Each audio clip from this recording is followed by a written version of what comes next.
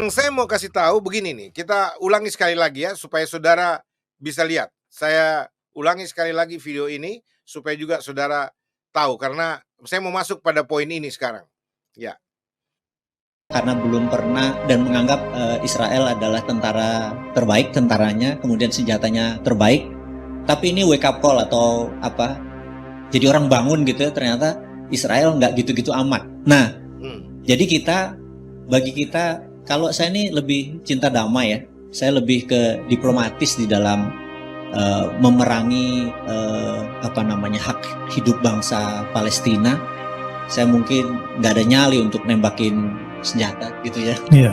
Dan saya Kan pikir gaya bahasanya yang hebat ini. kita harus fair karena ada teori konspirasi. Ini teori konspirasi. Dengar nih teori konspirasi bahwa sewaktu Hamas menyerang, itu kan dia membobolkan, menyerangnya lewat udara, lewat paraglider, kemudian lewat boat dari laut, kemudian lewat darat. Terus dia membobol dan dia tuh sepanjang Gaza itu ada 7 titik dan tuh pakai radar, pakai satelit, pakai kamera CCTV. Kenapa jebol semua? Gitu pakai radar, pakai CCTV, kenapa jebol semua? Teori konspirasinya adalah dengar baik-baik. Mereka tuh tega membunuh 1000 bangsanya.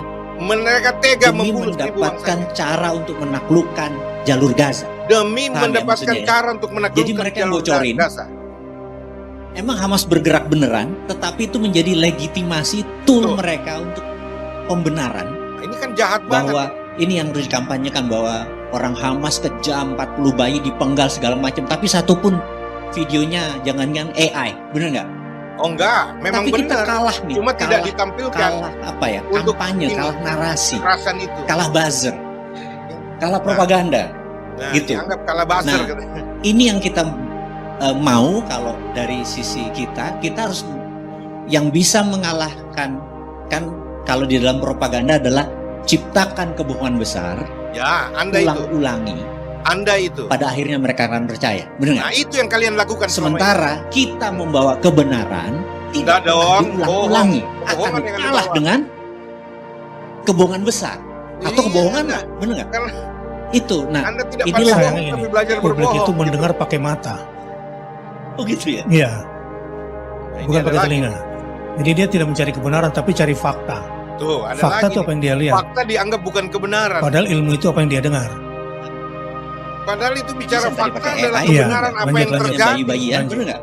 Dan itu yang terjadi. Nah, kita harus mulai menegakkan kebenaran dan harus diulang-ulang, gitu. Iya, jadi saya pikir kita akan menggunakan soft pendekatannya, kita akan meluruskan seperti tadi. Bahwa di luar sana kan ada yang pro Israel garis keras kan?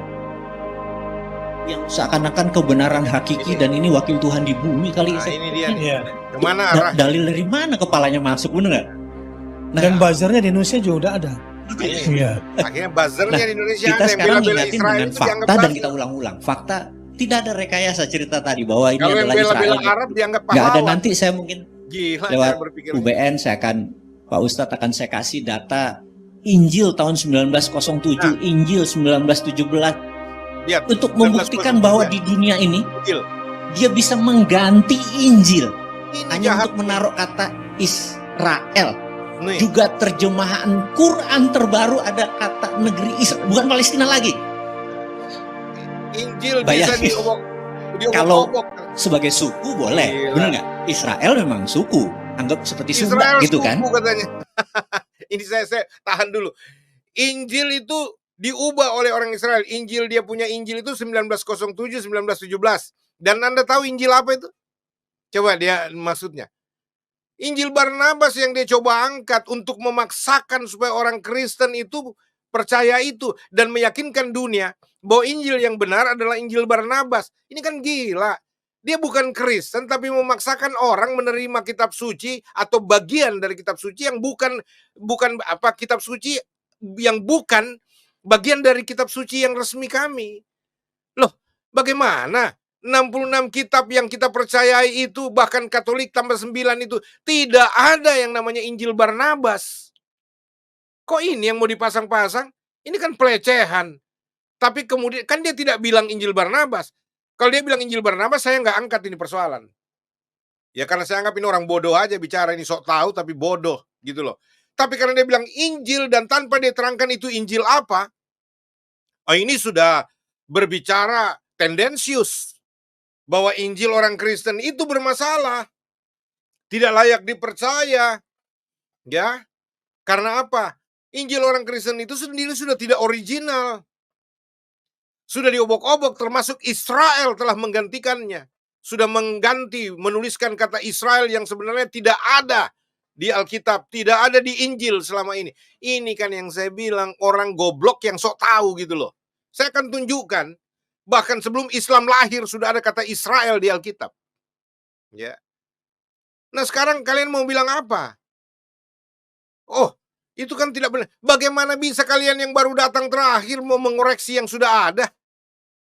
Bagaimana kalian bilang yang asli baru datang, terus yang palsunya muncul duluan? Kan ini otak terbalik ini, gitu loh.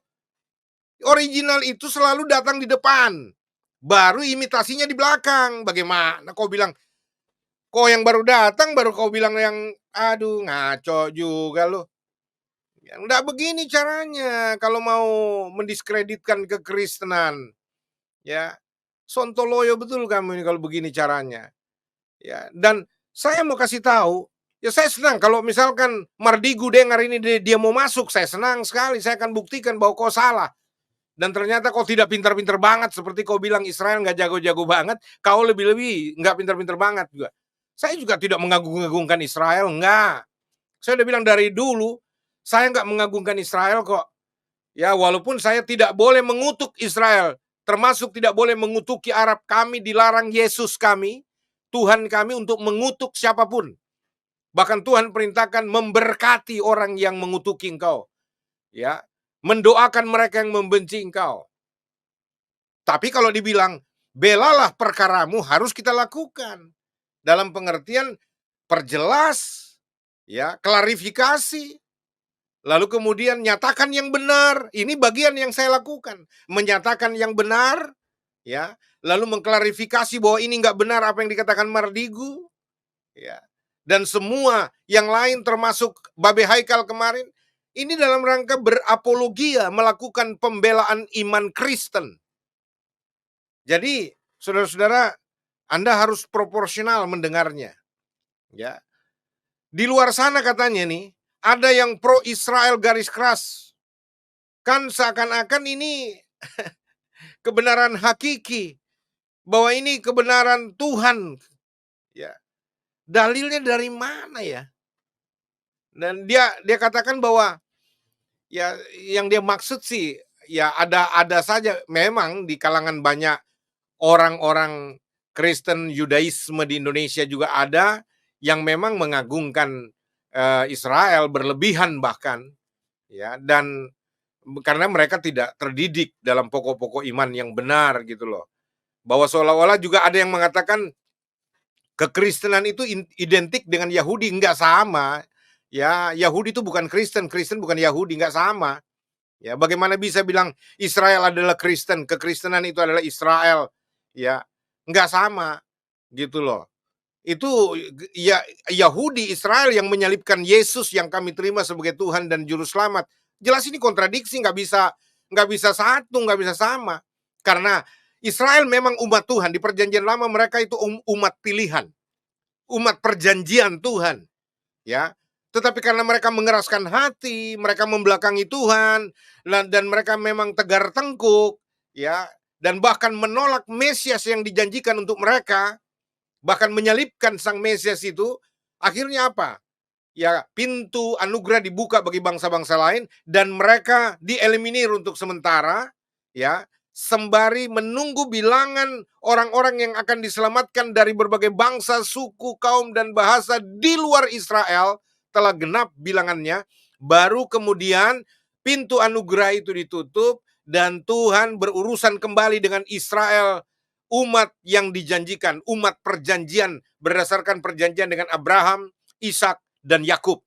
Saudara-saudara, itu secara singkat saja, Anda belajar Alkitab supaya tahu. Jadi saudara-saudara, apa yang dikatakan Mardigu ini amat sangat tidak benar, ya. Nah, lewat UBN katanya dia akan memberikan, kasih tahu ada Injil tahun 1907, Injil 1917, ya, dan seterusnya. Itu yang tadi saya sudah bahas bahwa itu bukan seperti begitu. Bahkan dikatakan Injil itu hanya menaruh dia menaruh kata Israel di dalamnya. Itu nggak benar. Saya kasih tunjuk ya, saudara-saudara. Alkitab. Ini harus dibuktikan karena harus pakai data, kan katanya pakai data. Ya, udah kita pakai data. Ya, jauh sebelum Islam lahir ini sudah ada datanya, Bung. Ya. Saya kasih tahu seperti ini dan teman-teman jangan salah paham ya. Saya tidak mengkritisi Islam, saya tidak menyerang Islam, sama sekali tidak. Saya orang yang paling menghormati semua agama, bukan cuma Islam, semua agama saya hormati. Pemuka-pemukanya, bahkan saya menjalin hubungan baik dengan berbagai pemuka Islam dari berbagai aliran. Ya, ada bahkan yang sudah seperti saudara dengan saya. Dan kami saling mengerti dan saling tahu apa yang kami percayai, tapi saling menghormati. Tapi dalam soal argumentasi-argumentasi seperti ini, tidak bisa, harus diluruskan. Ya, jadi yang pertama saya mau kasih lihat Kejadian 15 dulu. Kejadian 15 itu, saudara-saudara, kalau Anda lihat, ya, saya tarik dulu ini. Dan ini saudara-saudara ya, Kejadian 15 ini perjanjian soal tanah dulu nih. Di situ dinubuatkan kalau Anda baca bahwa keturunan Abraham ini akan menderita di bawah penindasan sebuah bangsa. Nanti di pasal berikutnya dikatakan itu Mesir yang melakukan itu. Tapi mereka akan dihukum dan Israel akan, umat Tuhan yang belum pakai nama Israel pada waktu itu. Ya, belum pakai nama Israel. Nanti sebentar saya kasih tahu kapan nama Israel itu muncul. Bukan pada waktu negara Israel ada lalu kemudian mengganti kata-kata di dalam Alkitab lalu kemudian menaruh nama Israel di situ. Enggak, ini kebohongan besar Mardigu ini. Enggak seperti gitu. Jangan sok tahu lah. Ya. Dibilang begini ayat 17. Ayat 17 coba perhatikan ya.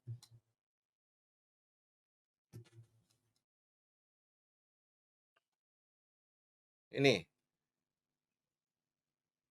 Ketika matahari telah terbenam dan hari menjadi gelap, maka kelihatanlah perapian yang berasap beserta suluh yang berapi lewat di antara potongan-potongan daging itu, ayat 18 lah. Pada hari itulah Tuhan mengadakan perjanjian dengan Abraham serta berfirman, kepada keturunanmu lah kuberikan negeri ini mulai dari sungai Mesir sampai ke sungai yang besar itu, sungai Efrat. Ya, bayangkan dari sungai Mesir. Dari mana itu sungai Nil? Ya, itu ke sungai yang besar itu Efrat. Coba Anda lihat di peta aja lah. Yakni tanah orang Keni ini nih, dirinci nih. Ya, daerahnya tanah orang Keni ini, orang Kenas, orang Katmon, orang Het, orang Feris, orang Refaim, orang Amori dan orang apa? Kanaan, orang Kanaan. Nih, orang Girgasi dan orang Yebus itu. Ini semua dijanjikan kepada keturunan Abraham. Keturunan Abraham yang mana? Ishak, bukan Ismail. Coba lihat. Saya mau kasih tunjukin. Ya, supaya Anda lihat. Ini daerah yang namanya Kanaan. Ini yang di dalamnya ada orang Amori, ada orang Girgasi, ada orang Yebus, ada orang Het, ada orang Refaim, ada orang Feris, ada orang Kenas, ada orang Katmon. Termasuk orang Kanaan. Dan orang-orang Kanaan itu ada Filistin di dalamnya. Ya. Coba lihat di sini. Di sini belum ada bicara Arab. Karena Arab belum lahir. Halo. Arab belum lahir pada waktu ini, jadi nggak masuk perjanjian. Ya. Ini coba lihat dulu. Ini Alkitab bilang dan ini sejarah yang benar. Ya. Masih dibilang keturunan Ismail tapi belum ada Arabnya, gitu loh. Nanti saya kasih lihat ayat 17 sekarang. Nah, ayat 17 itu bilang begini. Ya, pasal 17 maksud saya. Pasal 17 ayat 15. Ini soal perjanjian Allah dengan Abraham, perjanjian Elohim dengan Abraham. Ya. Ayat 15 mengatakan begini. Selanjutnya Allah berfirman kepada Abraham, tentang istrimu Sarai, jangan lagi engkau menyebut dia Sarai, tetapi Sarah. Hilangkan i-nya. Itulah namanya. Ada perubahan nama bagi Sarai. Kenapa? Karena ada perjanjian di sini. Aku akan memberkatinya dan daripadanya juga aku akan memberikan kepadamu seorang anak laki-laki. Dari Sarah ini. Bahkan aku akan memberkatinya sehingga ia menjadi ibu bangsa-bangsa. Nih, Sarah dibilang akan menjadi ibu bangsa-bangsa ini. Nih, saudara-saudara. Sehingga ia menjadi ibu bangsa-bangsa. Dan lihat, raja-raja bangsa-bangsa akan lahir daripadanya. Raja-raja, pemimpin-pemimpin, kita tahu Israel itu bergantian raja. Sampai muncul istilah Perdana Menteri sebagai teokrasinya. Sekarang ini. Ya. Ini raja-raja dari mana ini? Keturunan Abraham, dari garis Ishak, dari garis Yakub. Ya, coba lihat nih. Ya, raja-raja bangsa-bangsa akan lahir daripada Sarah. Jadi kalau Anda bilang tidak ada cikal bakalnya Israel sebagai sebuah kerajaan, sebagai sebuah negara, ya itu bohong betul itu. Anda tidak mengerti sejarah. Sejarah yang benar itu ada di Alkitab. Ada di perjanjian lama, kitab Ibrani. Ada di kitab Tanakh. Ya, kitab orang Yahudi itu Tanakh. Itu nggak pernah dirubah. Haram hukumnya merubah, nggak mungkin mereka mau merubah. Orang-orang di sana itu justru kaum kaum imam itu orang-orang yang ini itu paling ditakuti sama orang-orang politisi. Nggak bisa bagaimana caranya. Ya. Terus berikutnya. Pasal 18. Saya mau ajak saudara lihat pasal 18-nya ini. Tunggu dulu, pasal berapa itu? Yang atas nama Israel itu. Supaya saudara tahu. Oke. Saya mesti bukakan dulu ini. 32 ya. Kejadian 32. Ini saya perlihatkan kepada saudara. Kenapa saya mau ambil dari Alkitab? Karena Alkitab lebih dapat dipercaya daripada banyak tulisan sejarawan-sejarawan yang apalagi sudah ateis. Ya. Nih. Ayat 28, pasal 32 ayat 28 nih. Nih, baru saudara tahu tuh. Nih, kalau ini saya kasih besar sedikit ini. Ya, sebentar ya. Supaya saudara lihat nih. Lalu kata orang itu,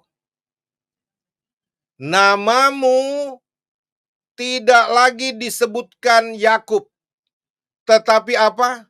Israel. Nih. Ini yang bilang adalah malaikat Tuhan. Tuhan sendiri dalam teofaninya.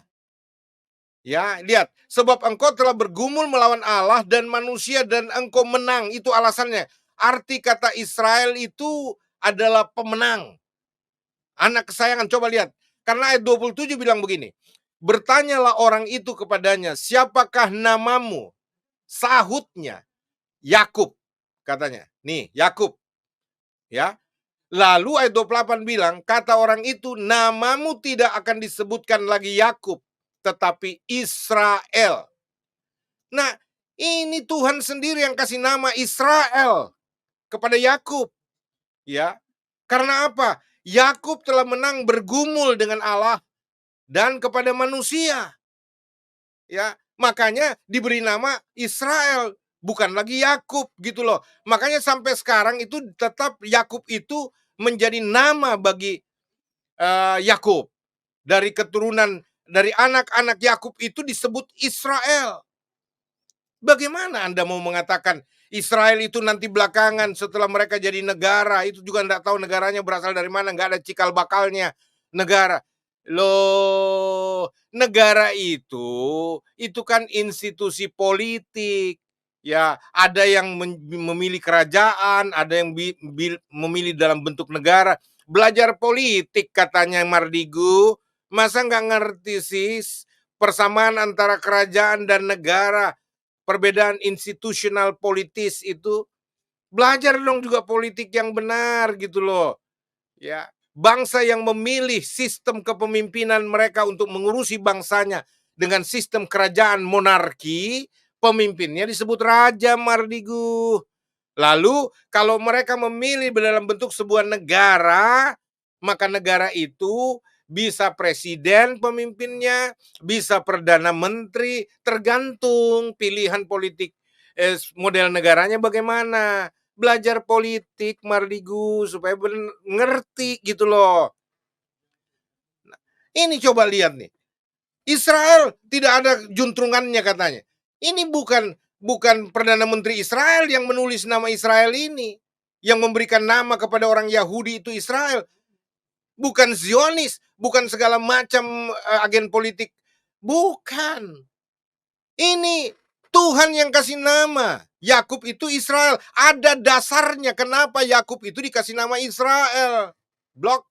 Aduh. Ini paling, aduh. Harus diterangkan, kalau tidak ini orang belagu banget gitu loh. Ya, nggak bisa tidak. Jadi kalau bicara Israel, waduh, kalau Anda bilang, dari mana Israel itu kan bukan negara itu, tidak ada dasarnya dia jadi negara. Indonesia memang ada dasarnya. Kapan Indonesia jadi negara? Lu belajar politik nasional juga dong. Iya, negara Republik Indonesia, negara kesatuan Republik Indonesia. Kapan munculnya? Apakah jatuh dari langit, Mardigu? Itu kan juga karena proses politik. Maka orang-orang penduduk bumi Nusantara ini yang berbeda, sukunya, bangsanya, kaum rasnya, bahasanya, itu bisa menjadi satu. Ya, dalam satu negara yang namanya Negara Kesatuan Republik Indonesia. Ya kok Israel kalian mau kutak-kutik, lalu kemudian nggak ngerti politik negeri sendiri. Lalu yang paling lucu kan bicara, itu Israel kan cuma suku mestinya, kayak suku Sunda gitu. Aduh, goblok banget sih Mardigu. Katanya lu pinter, katanya lu cerdas. Masa Israel lu bilang kayak suku aja? Ya sekarang kalau dia suku, induk sukunya mana? Ya dia dari bangsa apa, lalu kemudian dia bagian dari suku itu. Ngerti nggak suku itu apa, Mardigu? Sontoloyo bener lu.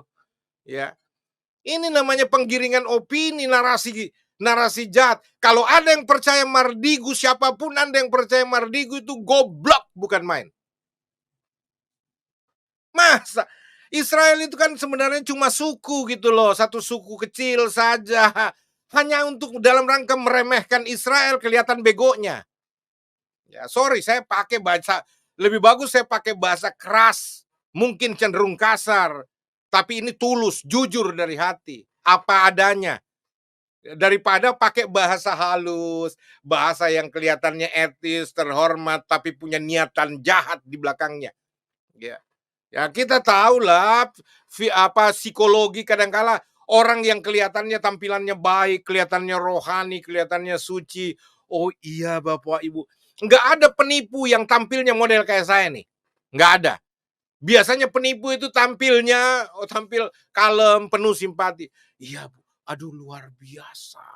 Mukanya innocent tanpa dosa. Karena ada yang dia mau. Ya.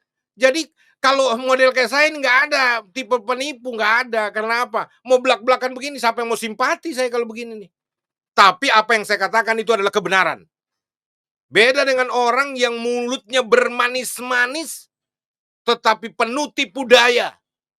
Wah, ini mesti dipelajari nih. Ya. Jadi kalau kita mau bicara tentang, aduh, macam-macam ini, ya. Saya mau katakan, Israel itu adalah bangsa yang besar yang sudah dijanjikan keberadaannya. Ya, dan ada 12 suku. Nah, ini kau belajar ini.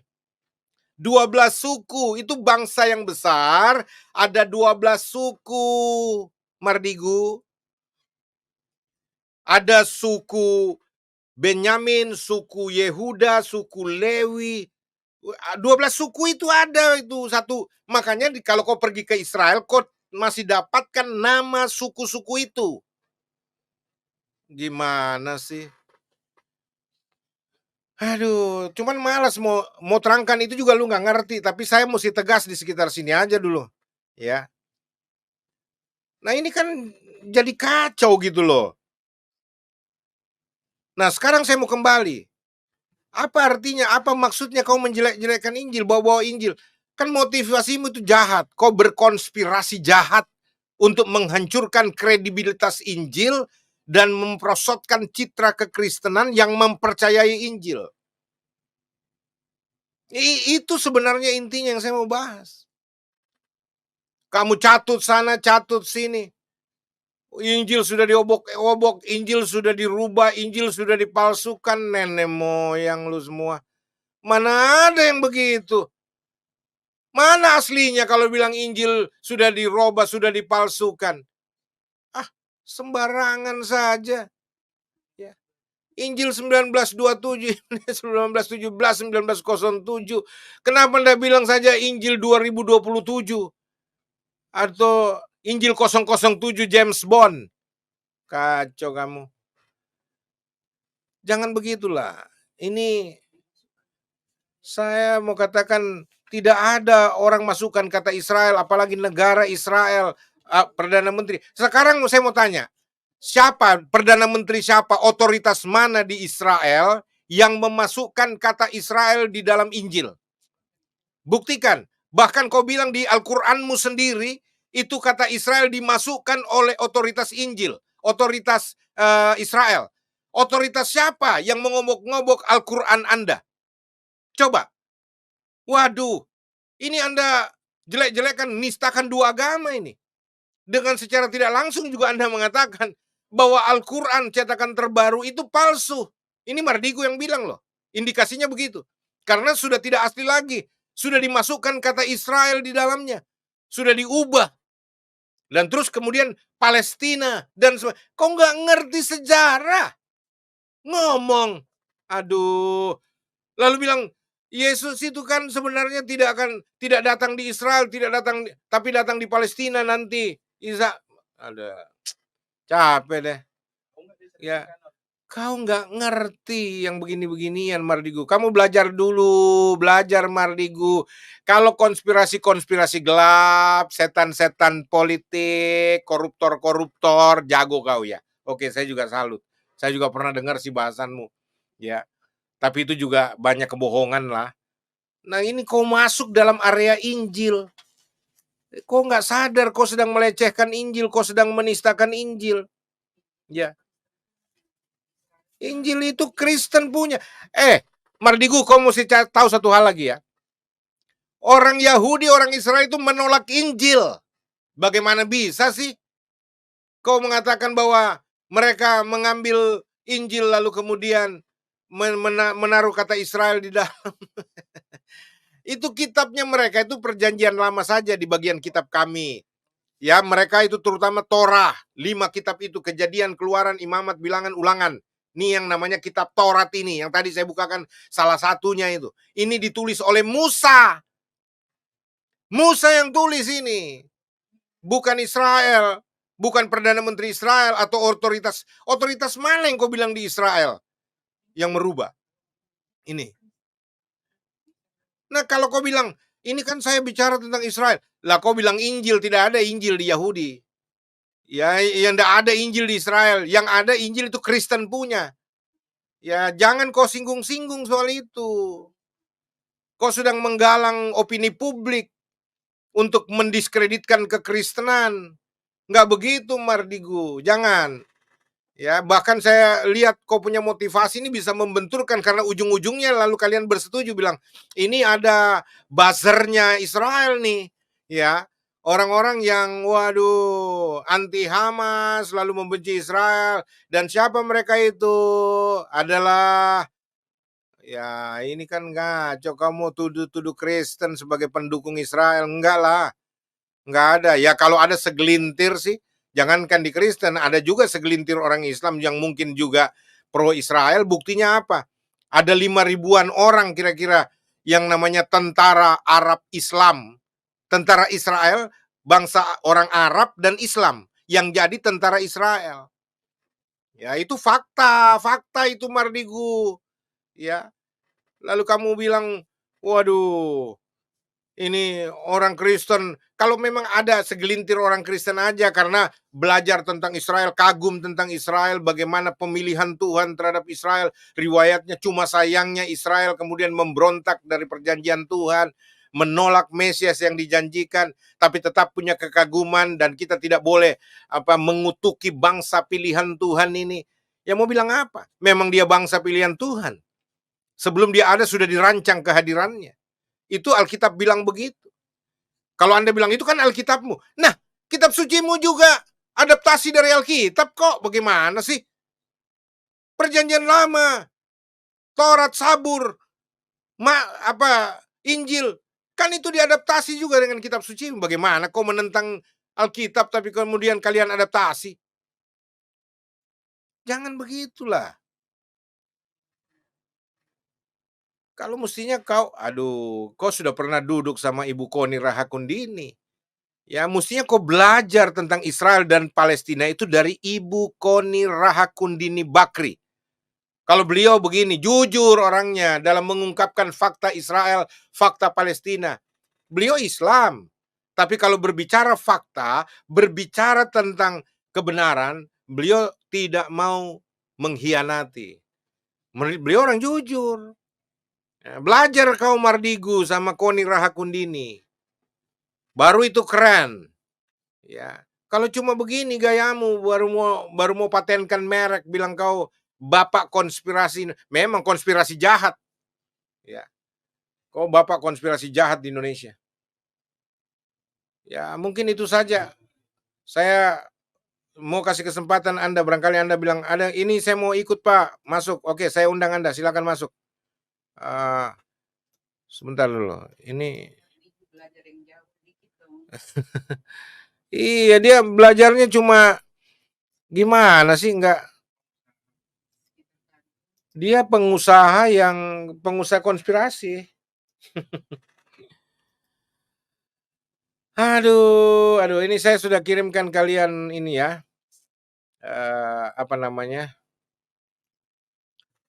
Link. Siapa yang mau masuk silakan, mau bantah boleh.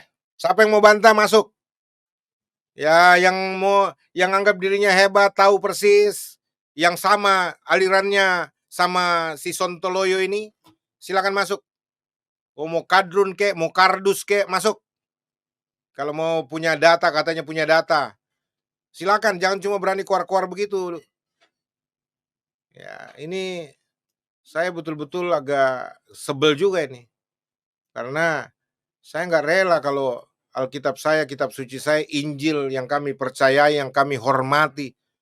Kalian kan nggak mau kalau Al-Quran dihina, Al-Quran digosipin yang enggak. Kalian kan tidak mau kalau Al-Quran itu dilecehkan, dinista, dihujat. Jangan dong juga kitab suci kami. Ya, jangan ngomong, jangan menghina.